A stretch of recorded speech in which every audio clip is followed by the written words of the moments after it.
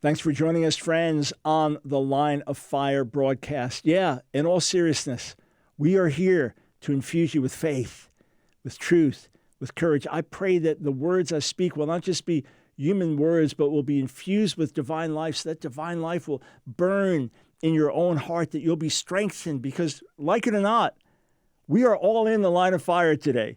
We are. That's the reality. But you're not alone. There's an army standing with you. I'm standing with you. We are standing together. And above all, Jesus is living in us, and all authority in heaven and earth is given to him. We are not those who are smitten down and destroyed so that we lose hope and we cave in. Lo, we are those who stand because our God has called us to stand. And I want to proclaim to you, in the midst of the craziness of our society, in the midst of what will be a massively chaotic election year in 2024, in the midst of potential of world war shaking every nation, I want to declare it is not too late. God is at work. And we could yet see the greatest awakening, the greatest outpouring in the history of our nation. All this month, we're teaching out of this book, Revival or We Die. We're going to get real personal today. I believe this is going to hit home. I believe today's broadcast is going to change many, many lives. I want to remind you first, if you're not getting our life-changing, life-impacting Frontline newsletter, we're sending out our first, it's going to be any day now that it's going out, the very first edition of this equipping newsletter, as informative as it is inspiring. Sign up at thelineoffire.org. Be sure you're getting this. It's absolutely free. Okay, I think the one chapter in Revival or We Die that I received the most comments to was the chapter called Restore My First Love. Now, I've shared in my own testimony how after getting radically, dramatically saved in 71, by the late 70s, early 80s, as I was doing my doctoral work at New York University in Near Eastern languages and literatures, that spiritual and intellectual and theological pride entered my life, and that even though I was an active, committed, hardworking believer, known at NYU for my testimony, our family was living out Christian values in so many ways, taking in refugees and poor, hurting people, and really seeking to live out the gospel together, that I had left my first love. You can be orthodox in your beliefs. You can be committed to church. You can be living by biblical values, and at the same time, you've left your first love. And that's what happened to me very deeply. And through 1982, as people prayed for me, God began to light a fresh fire in me and brought me through extensive repentance, months of crying out to him, and my life was radically, dramatically changed. And he sent an outpouring of the Spirit through me that rocked our church back then, and I've never been the same. But still, over the decades, even though I've been a changed man, you go through seasons where you realize I've lost something. There's something I had in those early days of a beauty, of relationship with the Lord, of an intimacy that I don't have. Sometimes it's just the toll of life. You have a bunch of kids, working extra jobs, get sick, get run down, go through a few church splits, just pounded on by the world, and just life takes its toll. Different things can happen. Sometimes it's just little by little, negligence here, negligence there. And before you know it, we've left our first love and we don't even realize it. So I began to write this chapter in September of 2019. It was during a season of seeking the Lord for a fresh touch. And I began to record, journal some of the prayers I was praying. So this is very intimate, but I felt I was supposed to share it in book form. And I want to share it now with you as you're listening to The Line of Fire. Lord, I pray that you'd restore me to my first love for you, to that time when being with you and worshiping you and feasting on your word was my greatest delight. Light that fire again. I pray that you'd bring me back to that time and place when intimacy was more important than ministry, when knowing you was more important than being known, when it didn't occur to me to be ashamed of you or to treat evangelism as a burden because I wanted everyone to know how wonderful you are. Turn me back, Lord. Help me to remember the height from which I've fallen, to get a glimpse of how special and satisfying my fellowship with you used to be, to recall the indescribably glorious levels of joy I used to experience. Make it real to me again. Help me to love prayer, to long for opportunities to get alone with you for hours or days on end, to delight in communion with you more than communion with any other person on the earth. That's what my heart longs for. When I sang those old hymns in the first months and years of my faith, the words were so real to me, even though they were so culturally different than anything I'd sung before. I think back to the words of one hymn, which we would sing. I come to the garden alone, while the dew is still on the roses, and the voice I hear falling on my ear, the Son of God discloses. And he walks with me, and he talks with me, and he tells me I am his own. And the joy we share as we tarry there, none other has ever known. Father, that joy was so real. And there was that Fanny Crosby hymn I so loved, I am thine, O Lord, with one verse in particular being so precious to me. Oh, the pure delight of a single hour that before thy throne I spend, when I kneel in prayer, and with thee, my God, I commune as friend with friend. It really was pure delight. And so I pray the words of the chorus of that song again, with all my heart and soul. Draw me nearer, nearer, blessed Lord, to the cross where thou hast died. Draw me nearer, nearer, blessed Lord, to thy precious bleeding side. Draw me nearer, Lord. Take my heart and ignite it again with that first love passion, but one that is deeper now, deepened by decades of knowing you, deepened by decades of experiencing your faithfulness, deepened by decades of seeing my weakness and your strength. Oh, Lord, for the end to be greater than the beginning, and for the years ahead to be more glorious and wonderful than the years before, and for the cross to be so central to all I think and do.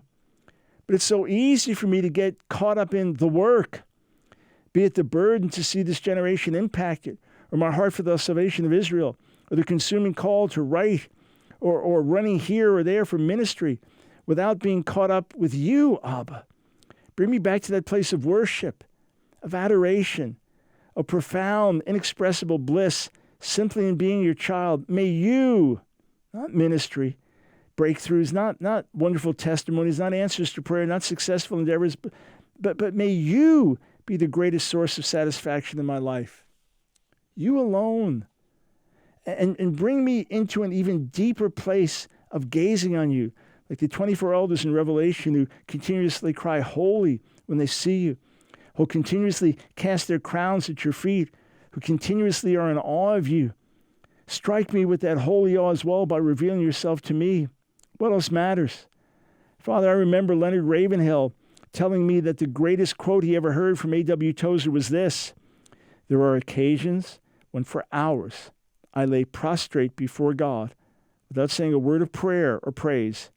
I just gaze on him and worship. But this seems so out of reach. How do I get there? I want to understand this kind of devotion for myself.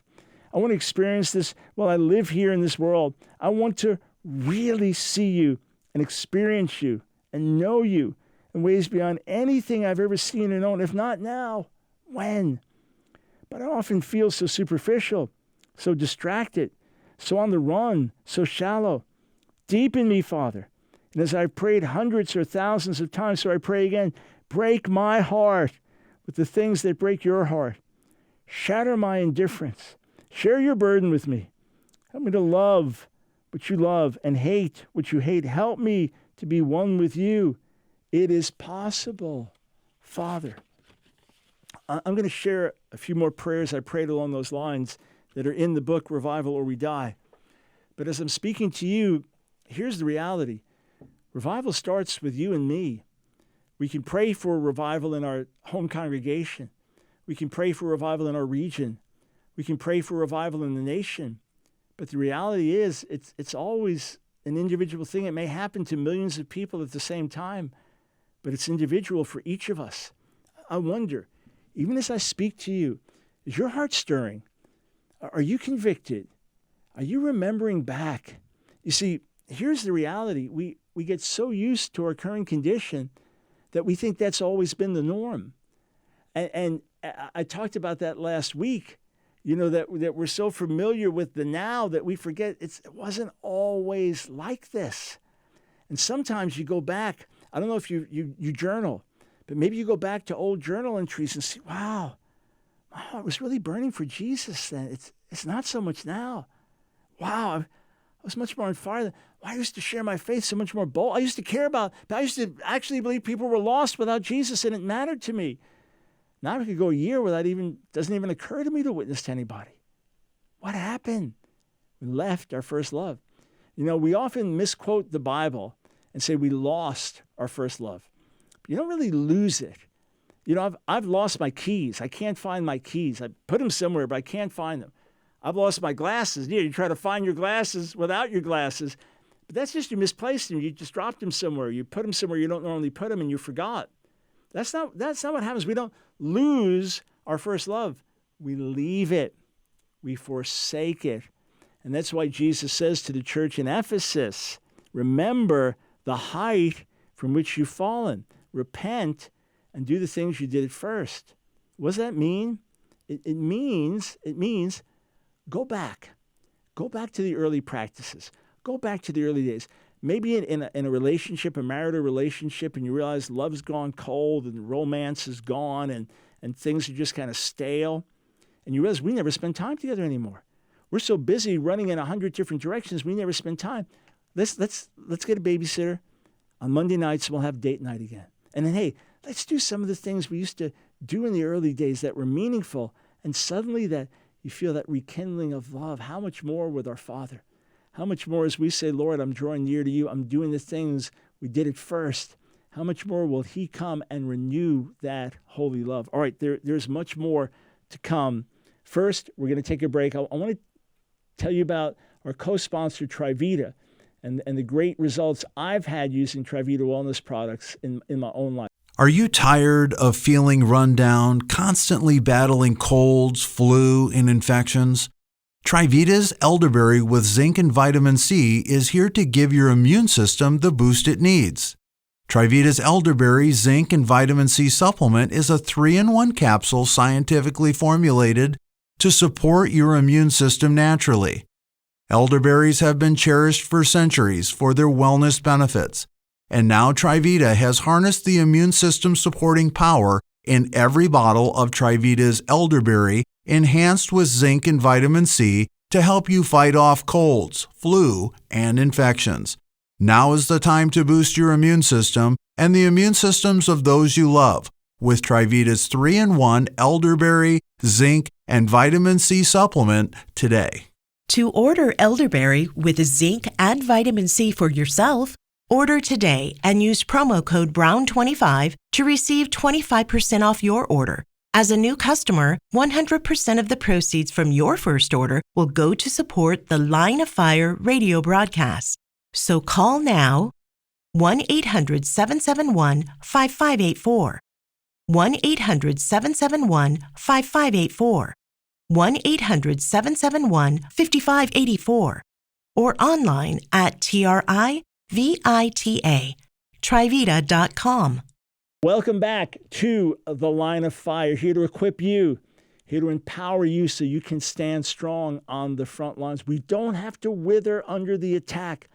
We don't have to run and cower in a corner, because in Jesus we are more than conquerors through him who loved us. By faith, we are overcomers, and God is at work even now in America, and maybe he's even working afresh in your own heart. Remember to get our Frontline newsletter coming your way every single month. Go to thelineoffire.org, sign up for our emails. All right, a little bit more from Revival or We Die.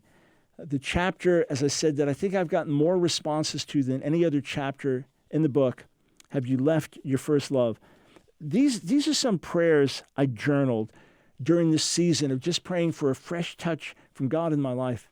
And let me tell you this, one of the biggest things that helped reignite fresh fire in my own life, I'm talking as one who's been serious following the Lord for many, many, many years, we still need renewal. Just like we need physical renewal, and we need vacation time or family time or downtime or just weekly Sabbath rest, we need spiritual renewal, friends, as well. It's just a reality of life in this world. But as I've been able to separate myself more, I made life decisions to travel less and minister less, even though I live to minister and bring the word to people. And even though that ministry going out helps bring in funds so that we can broadcast to more and more people and support our missionaries all around the world, the fact is I knew I had to seek him first and cut back on certain things to just get more time to separate with God. And as I do, the communion is wonderful. I just find myself in his presence for hours telling him how much I love him and how beautiful and wonderful he is. He answers prayer, friends. And sometimes the biggest change comes after years and years of prayer. It comes after years of prayer where you feel like you're hitting your head against a wall, but the breakthroughs are so deep and profound that sometimes it takes years, but when the answers come, they are absolutely dramatic. I'm talking about personal revival. Here's some of the other prayers that I journaled. Abba, cause my heart to burn with holy, undying, passionate love for you. Be glorified to the absolute maximum possible in my life, Lord. Your glory is what I seek. Abba, don't let me lose what you're doing in my heart these days. Nothing matters more than intimacy with you. As I get super busy, help me to put first things first. Matthew 6:33, where Jesus says, seek first the kingdom of God and his righteousness, and all these things will be added to you. These are some of the prayers I prayed during prayer retreats, separating myself to God. Father, share your heart with me.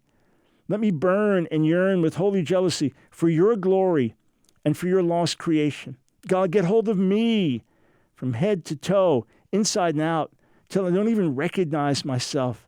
Holy like you, through and through. My identity must not be found in being busy, but in being your son. Not in being productive, but in being devoted. Not in being known by man, but being known by you. Oh, to be fully absorbed in God. These are prayers that I was praying from the depths of my heart. Everything comes down to being rightly connected to the head. All focus on King Jesus. All direction from him. All wisdom and burdens and plans and insights and marching orders from him. And one last experience I'm going to share with you. It was on my way to Australia. It was February 25th, 2020. Flights were starting to be canceled because of COVID, so I had this strange route flying to Australia by way of Hong Kong. So it was Charlotte, North Carolina to JFK in New York City, Kennedy Airport. Then there at midnight, just kind of empty, found a terminal that was just completely empty, just to walk and pray there. Then from there to Hong Kong, then from Hong Kong to Australia, then I had to take another flight the next day to another city. It's quite the journey. So it was February 25th. It was around midnight, JFK Airport, and the terminal's pretty empty. And what happened was I was just, as I was walking, I was just getting this burden from the Lord. And I saw a man just cleaning floors. Maybe he's in his 40s. And my heart just went out to him. I thought, man, he must be working an extra job. It's midnight. Maybe he's married with kids and just trying to make ends meet and put 2 cents together. And I suddenly became burdened for the state of the world. And I began to hurt over broken humanity. And my heart started bursting. I wrote this out afterwards. Oh, my heart is bursting. Praying alone late at JFK, waiting for my Hong Kong flight, I get overwhelmed with pain for the world. Just seeing a middle-aged man cleaning the carpets makes me think of how many people have it hard. And I tell the Lord, I don't like pain. I just want everything to be nice. But I ask him once again to let me share some of his pain as long as he gives me the grace to carry it. Oh, this is intense. I'm also bursting with the agony of my calling. I cannot shake this burden. I cannot quench this fire. I must see you work through me until nations are shaken and Israel is saved. Father, oh, the burden, oh, the pain. Something must happen. Something must shift. I must make the impact God has called me to make. Father, my heart was bursting. I got to Australia. was part of a church and state conference there, and just talking on the culture wars and so on. That's what the focus was. There was a woman there in ministry with a powerful ministry in Australia who heard that I was speaking and came into the green room where the leaders just sit before the service, have some refreshments. She came in and asked me to pray over her for revival, for a spirit of revival. First time we had met. And I went to pray for her. She got on her knees and I prayed. Someone happened to record it on their cell phone. And as I prayed for her, the Spirit fell on her and she began to weep and sob and weep and sob. It was because the hunger that was in her own heart. She began to weep and sob. I didn't know, but she was not a weeper. I then left to speak, and she stayed there on her knees weeping before the Lord for a period of time. She went back to her home church, and she showed the cell phone video of me praying over her and the Spirit falling on her as she was on her knees weeping, and suddenly the Spirit fell on her church, and they had an outpouring. When I saw her some months later, she told me about what happened. She was thrilled, overwhelmed with stories of God visiting. And that hunger that was in me, that burden that was in me, hit her as well. And she's pointed back, reading Revival or We Die, pointing back to that prayer. Friends, sometimes God gets hold of us so deeply and it feels like it's more than we can bear. But that's when the breakthroughs happen. That's when He's the nearest. And if your heart's being stirred right now, say, oh God, light a fresh fire in me. Oh God, share your heart with me. Oh God, I repent of sin and busyness and worldliness and hopelessness and cynicism. Light a fire in me. Ignite me again. Bring me back to my first love. Friend, He'll do it. And then pursue Him and seek Him first. And make sure you don't repeat the past habits that got you in that rut. That's been the great lesson for me. Don't repeat the bad habits of the past if you don't want to repeat the bad results of the past. All right. Revival or We Die. This book will ignite you. It'll stir you with a vision of what revival really looks like and feels like. It'll lay out the urgency of the moment. No punches pulled. Nothing held back. We tell it as it is. But you know it. You know that's the world you live in. You don't need me to tell you. You'll read it and say, yes, yes, yes. And then what we can do to see revival come, starting in our own lives. This is Dr. Michael Brown. Thanks so much for tuning in. Just a reminder that we are listener supported. If we have been a blessing to you, if you're being enriched in the word and prayer in your own walk with God through this broadcast, then stand with us so that we can reach many, many more and bless many, many more. Together, friends, we're making a difference. So go to thelineoffire.org, thelineoffire.org, and click donate.